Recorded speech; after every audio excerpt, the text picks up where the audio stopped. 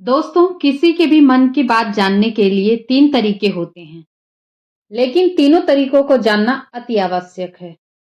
यदि आप इन तीनों तरीकों को समझ लेते हैं, तो आप किसी के भी मन की बातें बड़ी आसानी से जान सकते हैं।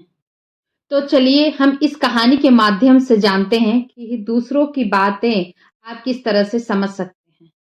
बहुत समय पहले की बात है, एक छोटा-सा गाँव था। उस गाँव में 2 भाई रहा करते थे। बड़ा भाई अंधा था, जिस कारण वह हमेशा घर पर ही बैठा रहता था और छोटा भाई खेती किया करता था। लेकिन खेत में अत्यधिक जानवर आया करते थे, इसीलिए उनकी पूरी फसलें नष्ट हो जाती थीं, जिसके कारण छोटा भाई बहुत परेशान हो चुका था। तभी उसे एक तरकीब सूझी। एक दिन उसने खेतों में से इन जानवरों को भगाने के लिए क्यों ना मैं अपने बड़े भाई की मदद लूं। वैसे भी बड़े भैया अंधे हैं, अगर वो खेत में बैठे रहेंगे और जानवरों के आहट की आवाज़ सुन के वो ज़ोर से चिल्लाएँगे, तो वो सारे जानवर भाग जाएँगे, जिससे हमारी फसलें बच सकती हैं। ये सब सोच विचार करके उसने अपने खेत में ही एक छोटी-सी झोपड़ी तैयार की और अपने अंधे भाई को उसमें बैठा दिया और उनसे कहा, भैया, अगर आपको किसी जानवर के आने की आहट सुनाई दे, तो आप ज़ोर-ज़ोर से चिल्लाना। इससे वे जानवर यहाँ से भाग जाएँगे और हमारी फसलें नष्ट होने से बच जाएँगी। बड़ा भाई अपने छोटे भाई की बात मान लेता है और वो उस दिन से उसी खेत में रहना शुरू कर देता है। जब भी उसे किसी जानवर की आहट सुनाई देती, वो ज़ोर-ज़ोर से चिल्लाना शुरू कर देता, जिससे वो जानवर उसके खेत से भाग जाते। ऐसा करते हुए काफ़ी दिन बीत गए थे। तभी एक दिन उसके खेत में एक हिरण भागता हुआ आता है और वो खेत के बांध को तोड़कर वहां से भाग गया। लेकिन उसी हिरण का पीछा करते हुए एक राजा भी उसी खेत में आ पहुंचा। तभी राजा की नजर उस अंधे भाई पे पड़ती है। राजा उस व्यक्ति से कहता है, देखो, मैं यहाँ पे एक जानवर का पीछा करते हुए आया हूँ, क्या तुमने उसको देखा है? इस पर वो व्यक्ति कहता है, हे राजन, मैं तो अंधा हूँ, मैं भला किसी जानवर को कैसे देख सकता हूँ? लेकिन मैं आपको इतना जरूर बता सकता हूँ, जो जानवर मेरे खेत से अभी भागा है, वो आपके लायक नहीं है। आप अपना समय यूं ही उसके पीछे व्यक्त कर रहे हैं। राजा उस अंधे व्यक्ति की बात को सुनकर बड़ा अचरज में पड़ गया। वो ये सोचने लगा, आखिर ये तो अंधा है, फिर इसे कैसे पता कि जिस हिरन को मैं तलाश रहा हूँ, वो मेरे लायक है ही नहीं। ये अंधा व्यक्ति मुझे कैसे बता सकता है? तभी राजा उस व्यक्ति से कहते हैं, कहीं तुम मुझसे झूठ तो नहीं बोल रहे हो? एक तरफ तो तुम कह रहे हो कि तुम अंधे हो और एक तरफ ये भी कह रहे हो कि जो यहाँ से भागा है वो मेरे लायक नहीं है।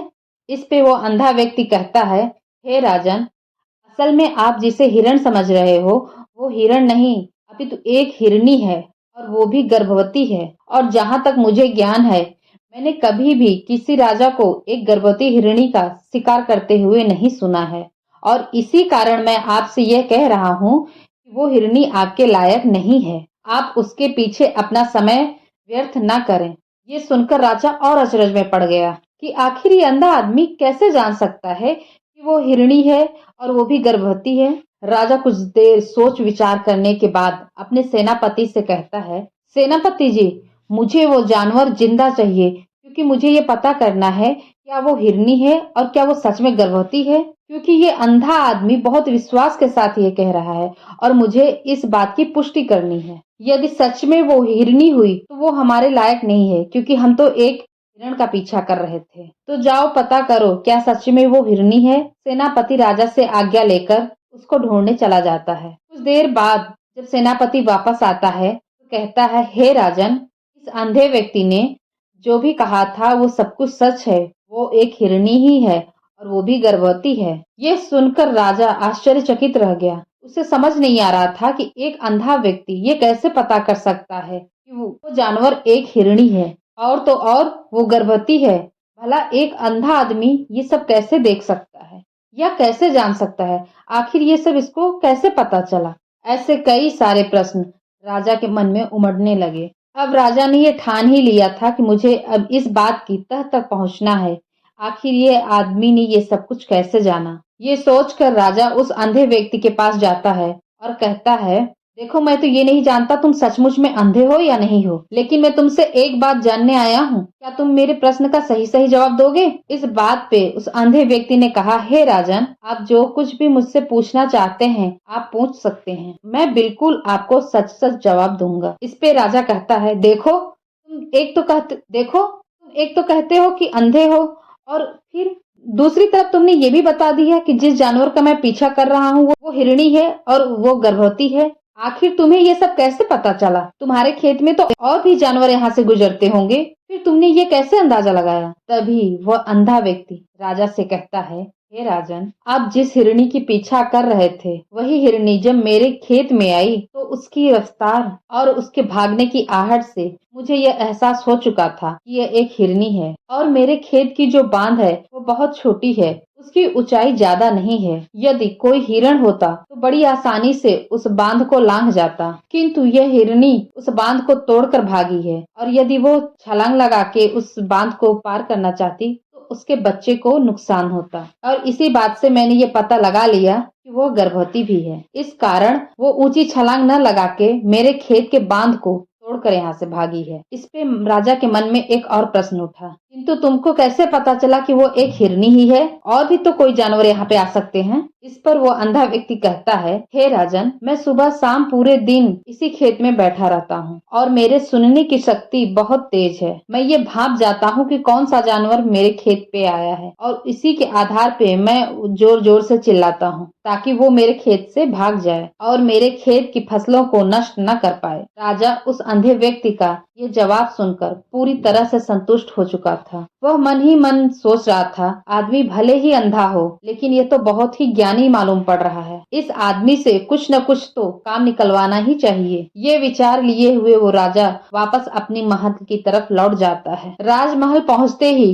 राजा ने उस अंधे व्यक्ति से कहा, आप तो बहुत ही ज्ञानी हैं, आपको किसी चीज का पता बड़े आसानी से चल जाता है। मैंने आपको यहाँ पे इसीलिए बुलाया है क्योंकि मैं आपसे जानना चाहता हूँ कि मेरी पत्नी पतिव्रता है या नहीं। उस पर वो अंधा व्यक्ति कहता है, हे राजन, ये कैसा प्रश्न हुआ? इस पे राजा कहता है, मैंने आपसे बिल्कुल उचित प्रश्न किया है, मुझे इस प्रश्न का उत्तर दीजिए। उस पे वो अंधा व्यक्ति कहता है, हे राजन, ये सारी बातें जाने दीजिए, आपके शादी को इतने साल बीत गए हैं और अब आप ये बात क्यों जानना चाहते हैं? आपके मन में ऐसे प्रश्न क्यों उठ रहे हैं? इस पे राजा जिद करते हुए कहता है, देखिए, आपको मेरे इस प्रश्न का उत्तर तो देना ही पड़ेगा। यदि आप मुझे इस प्रश्न का उत्तर नहीं देंगे तो मैं आपको मृत्यु दंड दे दूंगा। राजा की इस बात को सुन के वो अंधा व्यक्ति कहता है, हे राजन, यदि आपको इस प्रश्न का उत्तर चाहते हैं तो आपको मेरा एक काम करना होगा। राजा बोलता है, बोलो, मुझे क्या काम करना होगा? इस पर वो व्यक्ति कहता है, आपको अपनी पत्नी को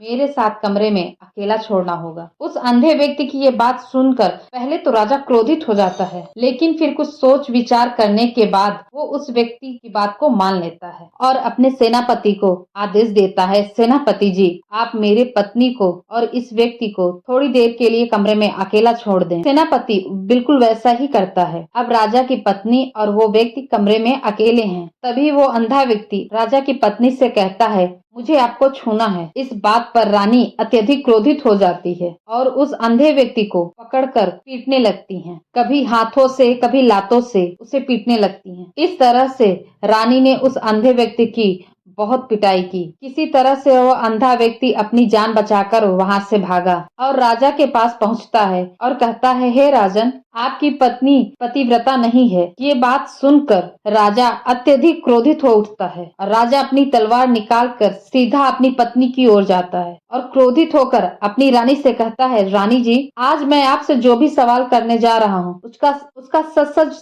जवाब दीजिएगा। अगर आपने एक शब्द भी झूठ कहा तो मैं अभी के अभी आपका सर धड़ से अलग कर दूंगा। तभी राजा आगे कहता है, आप मुझे बताइए कि आप पतिव्रता हैं या नहीं हैं। तभी रानी कहती है, हे राजन, आप मुझे चाहे तो जान से मरवा दीजिए, लेकिन मैं पतिव्रता नहीं हूँ। राजा ये सुनकर बहुत खुश हुआ क्योंकि उस अंधे व्यक्ति ने जो भी कहा था वो सब कुछ सच हुआ। ये सब सुनकर राजा उस अंधे व्यक्ति के पास जाता है और पूछता है कि तुम्हें ये कैसे पता चला कि मेरी पत्नी पतिव्रता नहीं है। इस पर वो अंधा आदमी कहता है, हे राजन, बहुत ही सीधी सी बात है। मैंने तो आपकी पत्नी से बस इतना ही कहा था कि मुझे आपको छूना है। इस बात पर वो इतना क्रोधित हो उठी कि उन्होंने गुस्से से मुझे लात और घूंसों से पीटना शुरू कर दिया। भला कोई औरत दूसरे मर्द को कैसे छू सकती है, लेकिन उन्होंने न आव देखा न ताव, बस लात घुसे मुझ पे बरसाना शुरू कर दिया। वह भी तो एक छूना ही हुआ। जब मैंने उनसे छूने को कहा तो मुझे मना कर सकती थी, लेकिन उन्होंने मुझे पीटना शुरू कर दिया। इस पे राजा कहता है, तुम तो बड़े ज्ञानी मालूम होते हो। चलो ठीक है, तुम मेरे एक प्रश्न का और जवाब दो। यदि तुमने मुझे इस प्रश्न का सही सही जवाब दे दिया तो मैं तुमको यहाँ से जाने दूंगा। आगे राजा कहता है, तुम मुझे ये बताओ, क्या मैं सच में अपने पिताजी का ही बेटा हूँ या नहीं। इस पे वो अंधा व्यक्ति कहता है, राजन, अब इस बात से आपको क्या लेना देना। आप चाहे किसी की भी औलाद हो, पर आप हैं तो इस राज्य के राजा।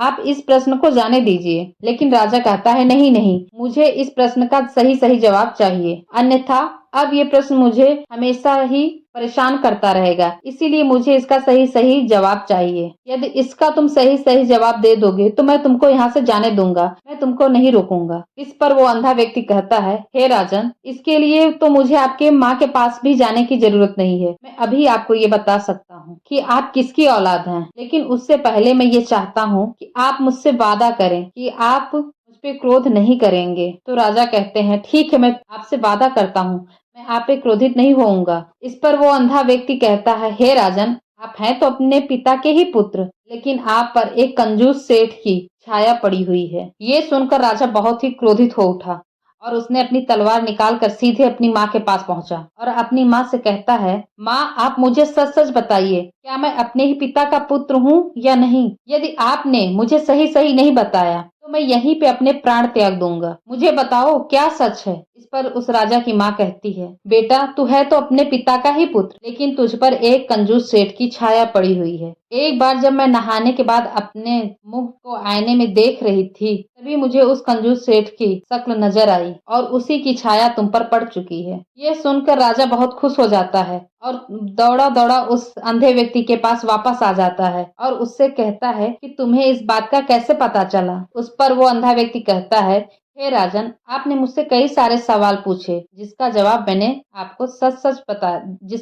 जवाब मैंने सत्य ही दिया है। यदि कोई और राजा होता तो इसके बदले में अब तक मुझे ढेरों सारे इनाम मिल चुके होते, लेकिन आपने मुझे अब कुछ भी नहीं दिया। इस बात से ही मैंने अंदाजा लगा लिया था कि आप बहुत ही कंजूस हो। ये सुनकर राजा जोर जोर से हंसने लगा और कहता है, आप जो भी मांगेंगे मैं आपको अवश्य दूंगा, लेकिन मुझे ये बताओ, तुम्हें कैसे पता चल जाता है कि कौन सी बात सही है और कौन सी बात गलत है। तुम किसी भी बात का इतना सटीक और सही जवाब कैसे दे पाते हो। इस पे वो अंधा व्यक्ति कहता है, हे राजन, मैं तो वैसे ही अंधा हूँ। यदि मेरे पास आंखें होती मैं किसी की बातें बड़ी ही सरलता और आसानी से जान लेता। मन की एक भाषा होती है और ये भाषा मनुष्य के व्यवहार से देखी जा सकती है, उसकी आंखों से, उसके होठों से, उसके काम करने की क्रियाओं से पता किया जा सकता है कि उसके मन में क्या चल रहा है। उसके आधार पर हम किसी के भी मन की बातें जान सकते हैं, किंतु मैं अंधा हूँ, इसीलिए मैं तो नहीं देख सकता, लेकिन मैं उसकी क्रियाओं से जानता हूँ। यदि मुझे कुछ जानना हो तो पहले मैं उस इंसान को काम देता हूँ, जिस पर वो व्यक्ति किस प्रकार से काम करता है, किस तरीके से इसको काम करता है, उसके आधार पर ही मैं ये पता कर पाता हूँ कि उसके मन में क्या चल रहा है। तभी वो राजा कहता है, तो क्या इसका अर्थ ये हुआ कि मैं भी किसी के मन की बात जान सकता हूँ। इस पर वो अंधा व्यक्ति कहता है, हे राजन, अवश्य आप भी ये जान सकते, किंतु उससे पहले आपको अपने ऊपर काम करना होगा और वो काम है अपने मन को शांत करना, अपने मन को वर्तमान में लाना होगा, जिसके लिए मैं आपको 3 तरीके बताता हूँ और ये तीनों ही तरीके बहुत ही आसान और सरल हैं। किंतु हे राजन, उससे पहले आपको एक काम करना होगा, अपने मन को एकाग्र करना होगा। जब हम अपने मन को एकाग्र करते हैं, अपने मन को वर्तमान में लाते हैं, तो हम दूसरे के मन की बात को जान सकते, क्योंकि वो आदमी अभी भी अपने मन में वर्तमान ही सोच रहा है और हमें भी मन को वर्तमान में ही लाना होगा, तभी हम उसके मन की बातें जान सकते हैं। यदि हम अतीत में ही हुई घटनाओं को सोच रहे हैं तो अगला आदमी जो वर्तमान में अपने मन में बात कर रहा है, हम उसको कैसे जान सकते हैं, क्योंकि हम तो अतीत की घटनाओं में डूबे हुए हैं। इसीलिए किसी के भी मन की बात को जानने से पहले अपने मन को हमें एकाग्र करना होगा, उसे वर्तमान में लाना होगा। आगे वह व्यक्ति राजा से कहता है, है, हे राजन, जो मैं 3 तरीके आपको बताने वाला हूँ, इससे किसी के भी मन को बड़ी आसानी से जान सकते हैं। हे राजन, जो पहला तरीका है वो है किसी भी व्यक्ति के आंखों पर ध्यान देना। किसी भी व्यक्ति से बात करते समय उसकी आंखों में देखना, उसकी आंखों की तरफ ध्यान देना जो सबसे ज्यादा जरूरी है, क्योंकि आंखें बोलती नहीं पर बहुत कुछ कह जाती हैं। यदि हम किसी व्यक्ति के आंखों के इशारे को समझ जाएं, तो हम बड़ी आसानी से ये जान सकते हैं कि उसके दिमाग में क्या चल रहा है, वो क्या सोच रहा है और अभी वो क्या करने वाला है। मेरे पास आंखें नहीं हैं, लेकिन मैंने अपने गुरु से यह विद्या सीखी है, क्योंकि बहुत साल पहले मेरी आंखें थी और मैं लोगों के आंखों से ही उनके मन की बात जान जाता था। इसीलिए यदि आप भी दूसरों के मन की बातें जानना चाहते हैं, तो आपको भी उनकी आंखों पे गौर करना होगा। जैसे उनका आकार क्या है, वो कब, कहाँ और किधर देख रहे हैं। आप उनसे बातें कर रहे हैं, उसकी आंखों के यहाँ वहाँ इधर उधर मोड़ रहा है, कभी ऊपर कभी नीचे या कभी आसपास, या फिर उसकी आंखें खुश नजर आ रही हैं या उसकी आंखें निराश नजर आ रही हैं। जैसे कोई चोर होता है, हम अगर उसकी आंखों को देखेंगे तो पता चलता है आंखों में कोई गलती नहीं। ठीक उसी प्रकार यदि किसी चालाक व्यक्ति की आंखों में देखें तो आपको पता चलेगा उसकी आंखों में कोई एक भाषा होती है। एक बहुत ही सीधा और आसान तरीका है, आपको पता लगाना